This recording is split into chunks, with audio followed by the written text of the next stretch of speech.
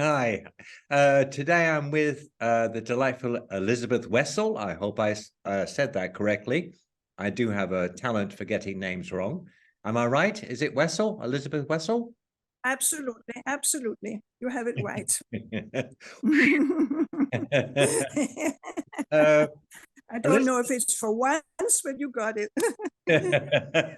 Well, I'll get it wrong next time. There you go. Anyway, Elizabeth is a terrific artist. She has an exhibition coming up on June 8th, I believe. Is that right? June 8th? Absolutely, yes, on At the June 8th. Kravis Art Gallery in Nice. We'll talk about that later. I just want to now turn it over to Elizabeth to talk about her art. And really, I want to know about what your journey was before you started painting. How did you begin? Well, I began as a little girl. My parents were traveling a lot. So I spent a lot of time in hotels and restaurants. And as they didn't have Game Boys and all the electronic devices and toys at that time, they gave me a block of paper and some pencils. And that's how I got started. So I've always been designing and drawing. And I was schooled in Paris at one time. I went to boarding school in Paris. Hmm. And I found a little fashion school next to the boarding school. So Mhm. I eloped from the normal classes and I went to that little fashion school. So when my parents saw that I was serious about it, they wrote me into the biggest fashion school with all the couturiers. That's École de la Chambre syndicale de la haute couture parisienne. And I got in there, Saint Laurent and all the big couturiers Oh. came out of that school. So I did my years there, and then I started working in haute couture. And I worked in fashion for many years, a bit here and a bit there. I started my boutique in Paris when I came out of school. And then afterwards, then men come into one's life. And I went to live in Colombia. And there I opened a Colombia. boutique and yeah, in Colombia, yes. Wow. Yes, yeah, wow. So I got a lot of influence from the tropics. That's why I do always a lot of vegetation in my paintings Uh-huh. when I do any background. Yeah. And then I came back to Europe and back to Paris, and then I ended up in Monaco, where my parents had a villa at the time. And there I met my second husband, and I stayed here. I Uh, see. and then I started, of course, fashion in Monaco and opened a big office and was exporting everywhere in the world and so on and so on. And then little by little, as I've always been designing and drawing and painting, well, I started going over more to painting, and now I'm entirely only into painting. And So you only paint, that's a bit. but you only paint women, do you? I remember you saying.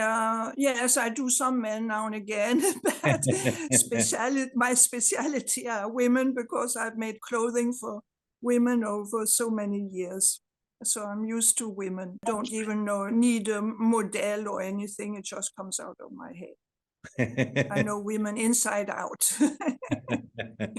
Then I was, of course, painting in a rather classical way. That should say that my paintings were flat in oil or in acrylic or in tempera. And little by little, I thought, well, it's a bit idiotic that uh, I exclude my love for textiles entirely. So then I started sewing textile on my paintings, like the one that you can see behind me with Mhm. a little dotted skirt in silk. I don't know if you can see it. I can see it. And my and my paintings were including my love for fashion and and painting. And little by little, then I thought that instead of only doing textiles, then why not take the canvas by canvas which is not set on a chassis Mm. on Either. wood, and cut up the canvas and paint it and sew it or get it onto the painting. So there comes, for example, here you have a bouquet of roses. You see, I don't know if you can see it. And So see it? that is Yes. in volume. I like paintings with volume. And it's And sort so of I like to experiment. it's like a sculpture, isn't it now? Exactly. Yes, it's like a sculpture. Yeah. Oh, So that's what I'm fascinating. doing. And also well, then I paint the ceilings, of course. And Yes. then I painted, well, now you can't see me anymore. I painted, here I have see, no, you can't see. Well, I have a girl where the arms and the arms stick out of the painting. So the subjects are actually exploding out of the paintings. Well, I'm never bored. Clearly. I Now, always find of new things to do. now, your family comes from Denmark. Do you ever go back to Denmark? I try to go back to Denmark once a year, but I wasn't brought up in Denmark. So I'm a mixture. I'm a Well, pot pourri, as they say. we know you have a South American connection. Yes, from With your Chile, father. Yeah. Uh-huh. Yes. Does Yeah, that and English also. Yeah, I have a lot of family in England. Oh, really? That's interesting. And So, in America also. My family has been all over the place, and I've had children everywhere. so what happened to the villa in Monaco? I'm interested in that. The villa in Monaco was sold because my parents didn't want to have a villa anymore. It was a mistake. They should have kept it. It would have been worth a fortune now. A little. But how can one know? Is it still there, though? It's still there. It was bought by a German, Oh, and he still has it, and it's a very nice shape. that's excellent. Good. So why have you chosen Nice to bring your art to for this show? Because I think that art in Nice is more, I don't know how one would say in English, it's more true.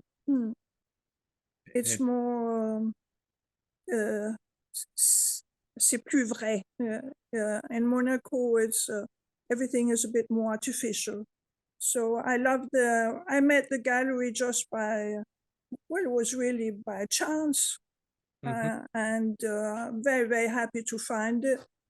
And I think it's such a warm atmosphere there that I felt at home. So And Aniko is a wonderful person. where do you draw your inspiration from for your paintings? Something must give you the urge to do a painting. Where does it come from? Well, life around me. I like to look at people, what they do. I like to go out alone and just sit on a bench and look out over the sea and think. Do you I don't. Do you sketch before you paint? Draw Generally something? not. No. So you go straight to No. painting. I prefer to go straight to painting. That's intriguing. I think when it's more, it becomes more fluid when it's done from scratch. When I sketch before, it becomes something that's more, well, it's perhaps more perfect, but it misses the spontaneity. Now, what took you from fashion design into painting rather than keeping to fashion design? I think this is only a few years ago that you changed over, as it were. Well, I changed about, could be 5 years ago. It had to do with my husband's illness also, that I wasn't as available and things like that. Yeah. So I didn't feel that I could, well, life did that I changed. Now, I know you have a website, which is Elizabeth-Wessel.com. I'll put that on the screen, where you can see Elizabeth's painting, but you can also see her wonderful fashion designs. It is a terrific site and really dynamic and exciting. I encourage you to really Thank have a you. good look at it. Is there anything else you'd like to say, Elizabeth, before we sign off and say thank you? No, that I hope that you come and see my exhibition if you are around this part of the world. And Right. I've enjoyed very much meeting you in this few minutes. Okay, Elizabeth. Well, you take care and we'll see you at the vernissage. Yes, with great pleasure. Do come. Okay, Thank right. you. Thank you, Mike. Keep smiling while I end the recording.